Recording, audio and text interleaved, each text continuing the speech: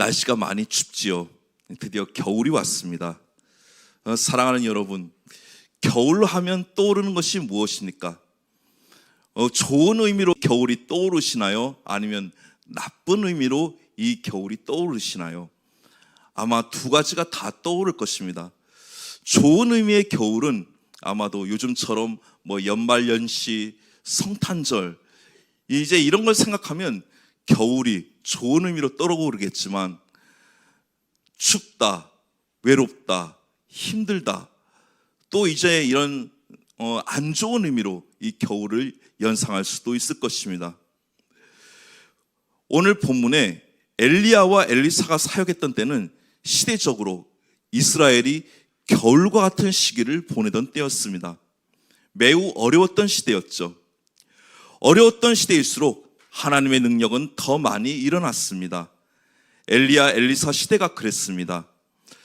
시대적으로 매우 추운 정말 이스라엘의 겨울이었습니다. 또는 매우 어두웠던 암흑기였기도 하죠. 오늘 본문은 엘리사를 통해 기적이 일어난 사건입니다. 선지자의 제자들 중 한 명의 아내가 엘리사를 찾아서 자신의 어려운 사정을 호소했습니다. 절망적인 상황인데 남편이 죽은 거예요. 그 엘리사의 제자였던 선지 생도가 죽은 것입니다. 그 아내가 이제 엘리사를 찾아왔습니다. 그리고 어떤 연유인지 빚을 너무 많이 지게 되어 두 아들도 종으로 팔려가야 되는 안타까운 상황에 놓이게 되었습니다. 엘리사가 그 애에게 내가 너를 위하여 어떻게 하랴? 내 집에 무엇이 있는지 내게 말하라. 이렇게 말합니다. 그 여인이 이제 대답하기를 계집종의 집에 기름 한 그릇 외에는 아무것도 없습니다. 이렇게 대답하죠. 아주 절망적이고 절박한 상황을 의미하는 것입니다. 3절 말씀을 보면요, 엘리사는 여인에게 너는 밖에 나가서 모든 이웃에게 그릇을 빌리라. 빈 그릇을 빌리되 조금 빌리지 말라. 이렇게 말합니다. 엘리사의 이 말이 조금은 황당하게 들렸습니다. 지금 집에도 빈 그릇들이 많은데 이웃의 빈 그릇같이 다 빌려오라는 거예요. 얼마나 황당했을까요? 그런데 4절에서 이렇게 이야기합니다. 4절 말씀을 우리 함께 보겠습니다. 시작. 너는 내 두 아들과 함께 들어가서 문을 닫고 그 모든 그릇에 기름을 부어서 차는 대로 옮겨 놓으라 하니라. 아멘. 자, 여기서 기름은요, 올리브유로 음식을 만들 때나 불을 밝힐 때 쓰는 생활 필수품이었습니다.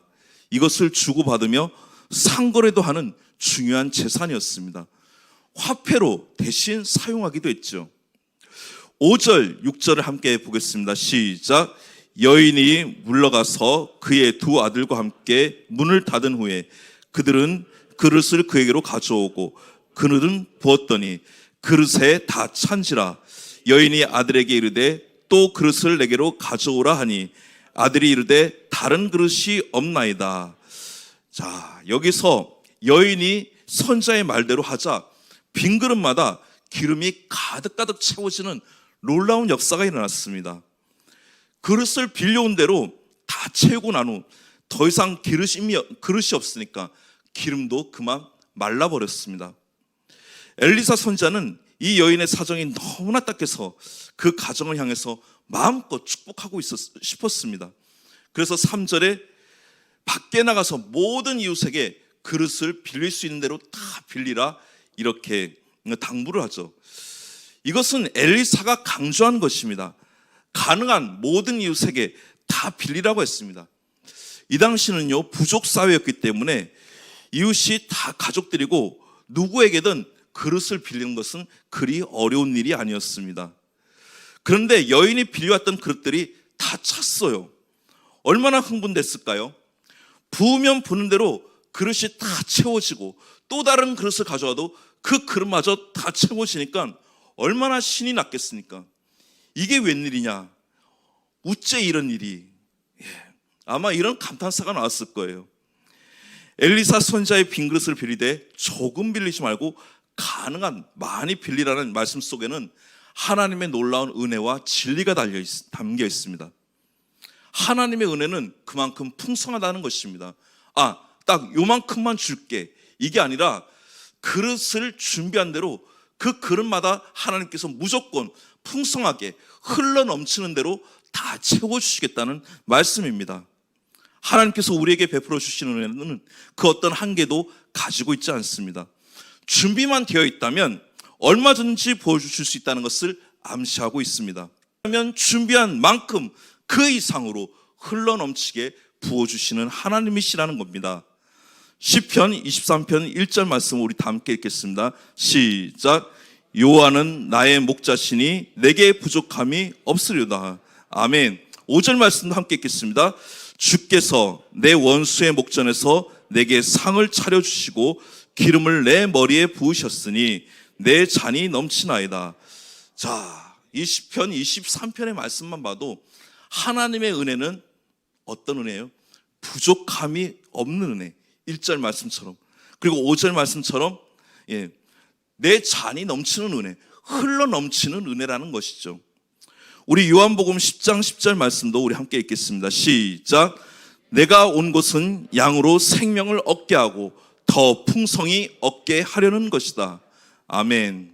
지금 가난한 과부는 하나님의 은혜를 입을 철호의 기회를 얻었습니다. 그래서 선지자는 그에게 마음껏 하나님의 은혜를 베풀어 주고 싶었습니다. 중요한 것은 담을 그릇이었죠. 기름을 채울 그릇을 준비해야 됩니다. 복음서를 보면 주님은 종종 네가 믿느냐라는 질문을 자주 던지시죠. 이 질문을 던지시는 요지는 내가 그 은혜를 담을 그릇이 준비가 됐느냐, 이것을 본질적으로 물으시는 거예요. 주님께서 역사하실 것인데 그것을 받아들일 준비가 과연 되어 있느냐, 이것을 주님께서 확실하게 다시 한 번 더 우리에게 확인시키시는 겁니다. 주님께서는 내 믿음대로 될 것이다 라고 말씀하셨죠. 내가 믿는 대로 내가 얻게 되고 내가 받게 될 것이라는 거예요. 사랑하는 여러분, 우리의 믿음의 그릇을 다시 한 번 더 준비할 수 있길 바랍니다. 이 시간을 통해서 나의 믿음의 그 그릇이 크기가 얼마나 준비되었는가, 작은 그릇인가 큰 그릇인가, 아니면 그릇을 조금만 준비했나 많이 준비했는가, 다시 한 번 더 살펴볼 수 있길 바랍니다. 하나님께서는 무제한적으로 역사하시지만 우리의 분량이 중요하다는 것입니다. 어떤 낚시꾼이 고기를 잡다가 큰 고기가 잡히면 무조건 그냥 바다에다 다시 놔주는 거예요. 작은 고기만 잡는 거예요. 그 옆에 있던 낚시꾼이 묻습니다.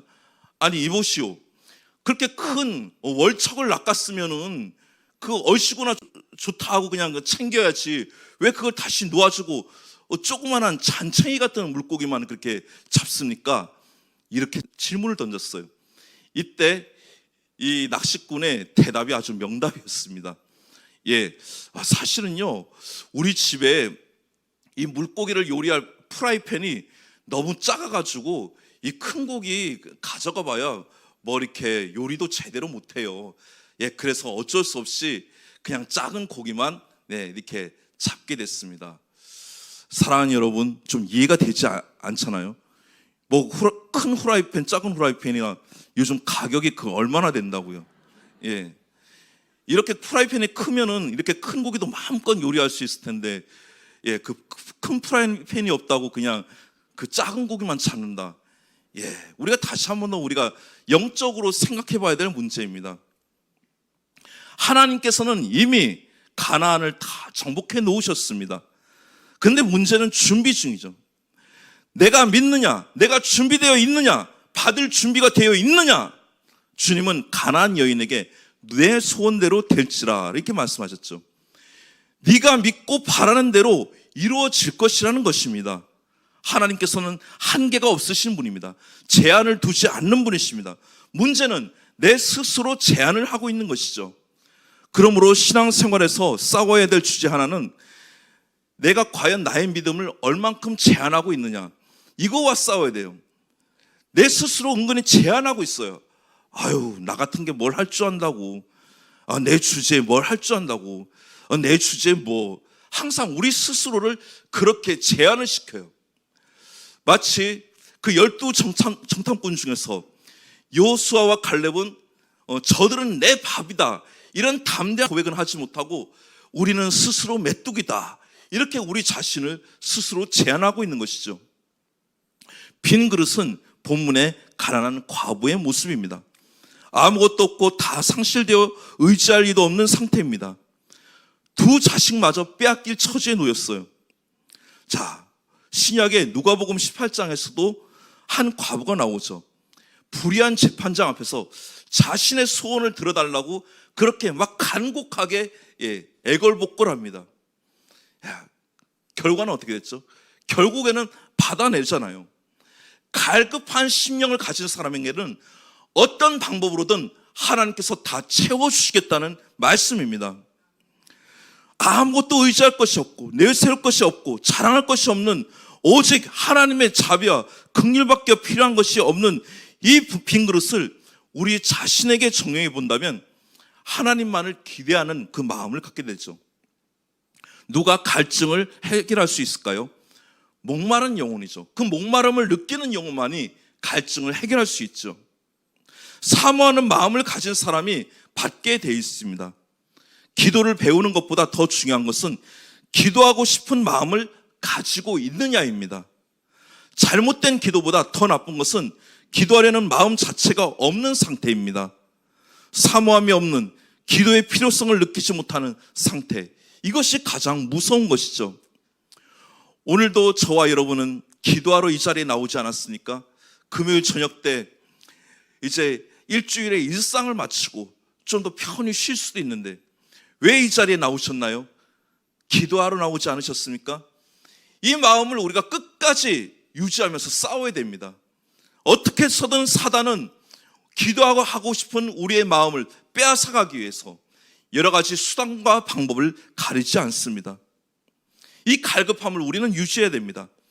시편 42편 1절 말씀을 우리 함께 읽겠습니다. 시작. 하나님이여 사슴이 시냇물을 찾기에 갈급함같이 내 영혼이 주를 찾기에 갈급하나이다. 아멘. 이 말씀은 그 시인의 고백이 인간의 내면을 잘 표현해 주고 있는 것이죠. 갈망은 건강한 바로미터이죠. 갈망 여부가 건강 상태를 진단해 줍니다. 사실 우리가 살면서 배고프다, 목마르다 느끼는 것, 이거 굉장히 건강하다는 상태예요. 물론 이 배고픔과 목마름을 너무 잘 느껴서 이 다이어트에 굉장한 장애가 될 때도 있지만 더욱더 중요한 것은 뭐죠? 그래도 배고프네, 허기지네, 목마르네, 이걸 느낄 수 있다는 것이 우리가 살아있다라는 증거인 것이죠. 팔복을 말씀하시면서 가장 먼저 마태복음 5장 3절 말씀을 말씀하셨죠. 자, 우리 함께 읽겠습니다. 시작. 심령이 가난한 자는 복이 있나니 천국이 그들의 것이며. 아멘. 천국 백성이 가져야 할 것 첫 번째가 바로 심령의 가난함을 느껴야 된다는 것입니다. 사랑하는 여러분, 저와 여러분은 과연 우리의 심령이 가난함을 느끼고 계시나요? 이 가난함을 느끼지 못한다면 우리의 신앙 생활을 해도 뭔가 채워지지 않는, 뭔가 느껴지지 않는 무감각 상태에 빠지는 그런 이제 그 딜레마에 빠지게 된다는 것입니다. 우리 마태복음 5장 6절도 함께 읽겠습니다. 시작. 의에 줄이고 목마른 자는 복이 있나니 그들이 배부를 것이며. 자, 줄인 사람이 배부름을 얻을 수 있다는 것이죠. 하나님은 우리에게 아무것도 요구하지 않습니다. 그러나 우리가 하나님의 은혜를 얻으려고 그분에게 갈급하게 몸부림친다면 하나님께서는 우리에게 채워주실 것입니다. 그러기 위해서 우리가 빈 그릇이 되어야 되고 우리의 내면에 있는, 우리 영혼에 있는 그 빈 그릇을 준비해야 된다는 것이죠. 하나님의 나라가 갈급한 자에게, 목마른 자에게 임할 수 있듯이 배부른 자에게는 반대로 하나님의 나라가 임할 수가 없습니다. 누구에게 하나님의 이 나라가 임할까요? 영적인 목마름, 갈망, 빈 그릇에는 하나님의 나라가 임하게 되어 있습니다. 하나님에 대한 기대감으로 가득 차 있는 사람에게 하나님의 나라는 임하게 되어 있습니다. 이게 신앙의 건강성의 첫 번째인 것이죠. 자, 미국 같은 나라를 한번 가보면요, 거기는 이제 기독교 역사가 오래된 나라이기 때문에 그 어떤 삶의 영역 가운데 뭐 정치, 경제, 모든 문화 영역에 기독교 문화가 자리를 잡고 있잖아요. 신앙생활이 일종의 문화화되어 있어요. 대대로 믿어오던 집안에서는 모든 활동들 안에 그 신앙적인 요소들이 배어 있습니다. 겉으로 보면 모두 예수를 믿는 것 같아 보이는데 사실은 그 실상은 다를 수가 있습니다. 기도는 하고 있지만, 찬송은 하고 있지만 정작 그 안에 영적인 생명력이 없는 그런 영적 둔감증, 영적 매너리즘에 빠질 수 있다는 것입니다. 아까 제가 언급드린 이 영적 둔감증이나 영적 매너리즘은요, 교회를 안 나오는 사람보다 우리처럼 교회에 잘 나오는 사람들이 쉽게 빠질 수 있어요. 습관적으로 기도합니다. 습관적으로 예배 드립니다. 습관적으로 봉사합니다. 근데 그 안에는 정말 그 영적인 갈급함이 없는 거예요. 제일 여기 이 위험 요소에 노출되어 있는 사람들이 누구냐? 바로 저 같은 목사들이죠. 늘 교회 안에 있잖아요. 믿는 사람들만 만나잖아요. 그리고 예배를 인도하는 이 자체가 일이잖아요. 그러다 보면 목사 스스로, 목회자 스스로 그 영적인 갈급함을 잃어버리고 습관적으로 정해진 루틴대로 그냥 일을 할 수가 있어요. 저도 오래전부터 이 문제와 굉장히 싸우고 있습니다. 참 쉽지 않은 싸움이에요. 세련됨은 있지만 순수함이나 진지함이 사라져버린 그런 신앙생활.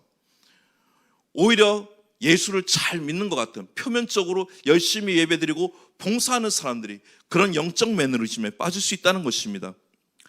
요한계시록에서 라오디게아 교회에 대한 주님의 경고를 우리는 기억해야 될 것입니다.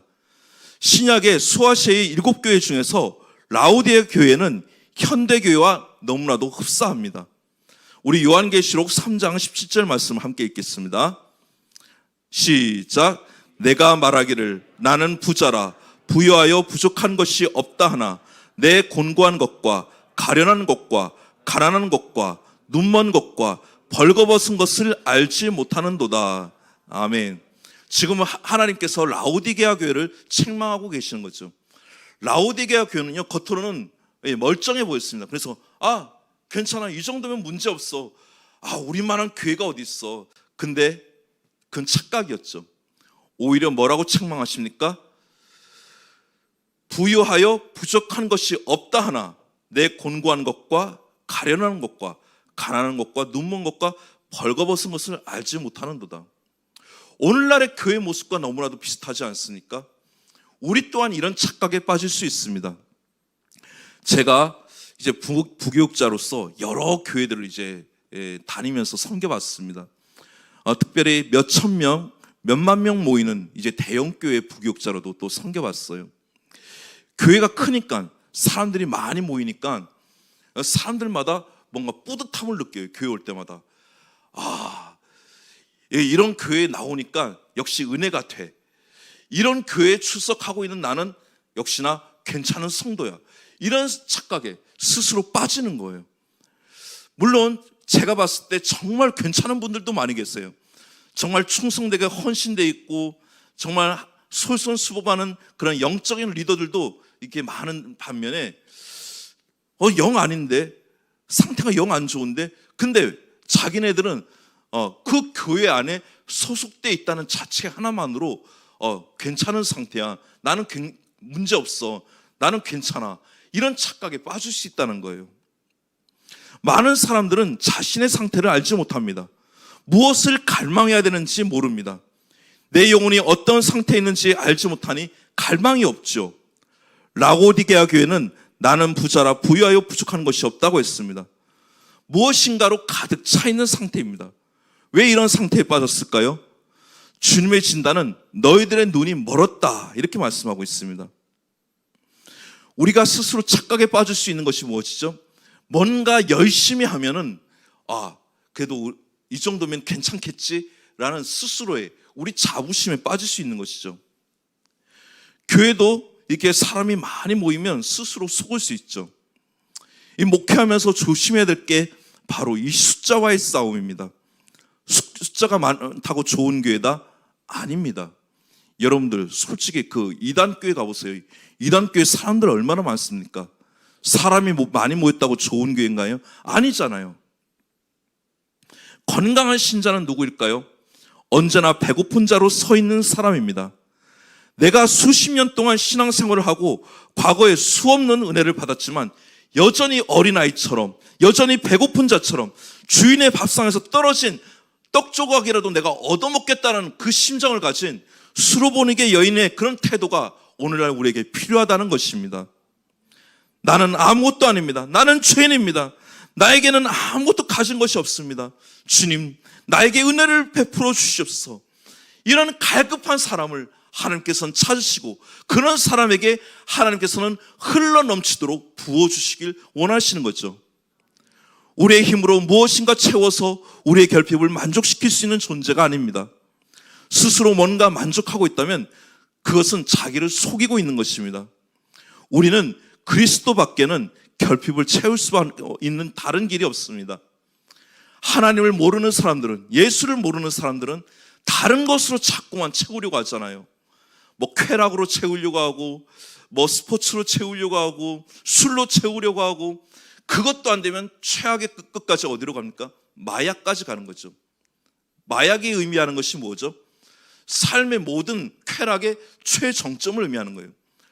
술로도 해결 안 되고, 성적으로도 해결 안 되고, 뭐 다른 것으로도 해결 안 되면 결국엔 마약까지 손을 대고 있는 거예요.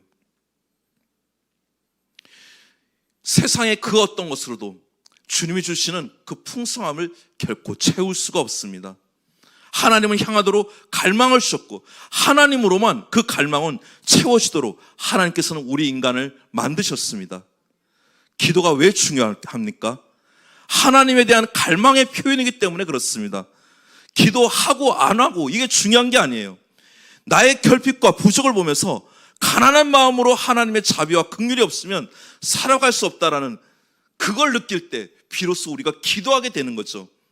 영적인 갈급함을 느낄 때 기도하지 말라고 해도 기도하게 되어 있습니다. 내 힘으로 살아갈 수 있다면 기도할 필요가 없습니다. 우리는 내 힘으로 살아갈 수 있는 존재가 아닙니다. 기도는 형식으로 주어진 게 아니라 가난한 마음, 빈 그릇으로 나오는 것이 중요합니다. 하나님의 것으로 채우고자 하는 빈 마음을 가지고 주님 앞에 나아가고 그 비어진 만큼 하나님께서 우리에게 부어주시게 되어 있습니다.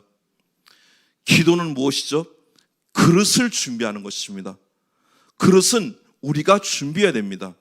본문에서 엘리사 선지자가 그릇을 빌려오라 이렇게 말씀하셨잖아요. 그릇은 우리가 준비해야 돼요.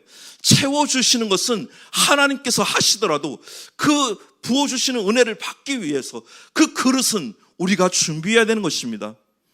그것은 우리의 비어진 마음, 가난한 마음, 하나님의 자비와 긍휼이 없으면 살 수 없다는 그 겸손한 마음, 그 영적인 빈 그릇을 준비할 때 하나님께서는 우리의 그 영혼의 빈 그릇 가운데 풍성한 은혜로 채워주실 줄 믿습니다.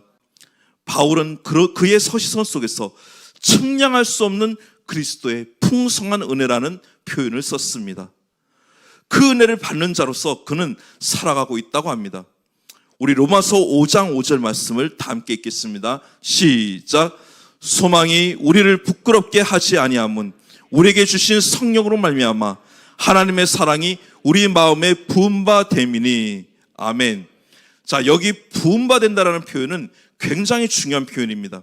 그냥 물이 똑똑똑똑 이렇게 새듯이 떨어지는 게 아니라 물동이를 그냥 한가득 그냥 쏟아 붓는 거예요. 바울은 자신의 삶에서 그것을 경험했습니다. 이것은 일회적인 사건이 아닙니다. 한 시점 한 시대에 하나님의 사랑이 어떤 사람에게만 그냥 한꺼번에 확 주어지는 것이 끝나는 것이 아니고 지금도 끊임없이 흘러 넘치고 있습니다. 문제는 우리에게 빈 그릇이 있느냐 없느냐 그 차이일 뿐입니다. 하나님의 은혜와 사랑은 끝도 없지만 그것을 받을 수 있는 사람은 빈 그릇, 가난한 마음을 가진 사람입니다. 지금도 하나님의 은혜와 사랑은 우리 마음 가운데 부어지고 있습니다. 끊임없이 흘러 넘치고 있습니다. 단지 우리가 그것을 받을 수 있는 그릇이 있느냐 없느냐 그 문제인 것뿐이죠. 부족함이 없이 부어지는 은혜가 있습니다. 그 은혜만 있으면 우리는 능히 살 수 있습니다. 가진 것이 아무것도 없어도 우리에게 부어주시는 그 풍성한 하나님의 은혜를 받아 누릴 수 있는 그 그릇만 준비되어 있으면 우리는 살 수 있습니다. 빈 마음, 가난한 마음으로 하나님만 갈망하면서 주님께서 은혜를 부어주시지 않으면 우리가 아무리 대궐 같은 집에 산다 해도, 좋은 차를 끌고 다닌다고 해도 우리는 결코 만족을 누릴 수가 없습니다. 여러분들, 가난해서 자살하는 경우도 많지만 부유한데도 세상에 뭐 부족한 것이 하나도 없음에도 불구하고 자기 삶을 포기하는 사람들 있잖아요. 왜일까요?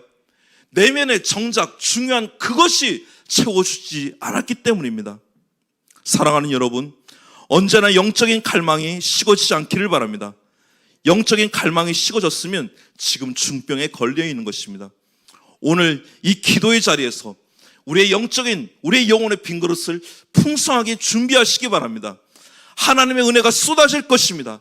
그 은혜를 마음껏 받아낼 수 있는 우리의 영혼의 빈 그릇을 가급적 많이 이 기도의 자리를 통해서 준비할 수 있길 바랍니다. 저는 오늘 이 말씀을 묵상하면서 한 가지 느낀 것이 있습니다. 만약에 이 과부가 오늘 이 본문에 그 이제 기름을 다 이제 받을 만큼 그릇을 준비했는데, 자, 결과가 어떻게 됐죠? 오늘 본문 말씀에 보면 빚을 갚고 아들과 같이 생활할 수 있을 그 생활비를 얻을 수 있을 정도로 그 기름을 얻었다라고 표현이 되어 있죠. 좀 더 그릇을 많이 준비했더라면, 좀 더 빈 그릇을 많이 준비했더라면 자신과 아들만 사는 것으로 끝나는 것이 아니라 자신과 비슷한 처지에 있는 어려운 사람들에게도 나눠줄 수 있지 않았을까요? 그 어려운 사람들도 살릴 수 있지 않았을까요? 사랑하는 여러분, 적당히 빈 그릇을 준비하지 마시고 가급적 많이 준비하시기 바랍니다. 그 빈 그릇을 준비하는 작업이 바로 오늘 이 기도하는 자리인 것입니다. 가난한 만큼, 비운 만큼 하나님의 은혜는 더 크게 임할 줄 믿습니다. 가난한 마음으로 주님 앞에 날마다 나오셔서 오늘도 부어주시는 풍성한 하나님의 은혜를 마음껏 누리고 그릇대로 채워지는 은혜가 함께 있기를 주님의 이름으로 간절히 축복합니다.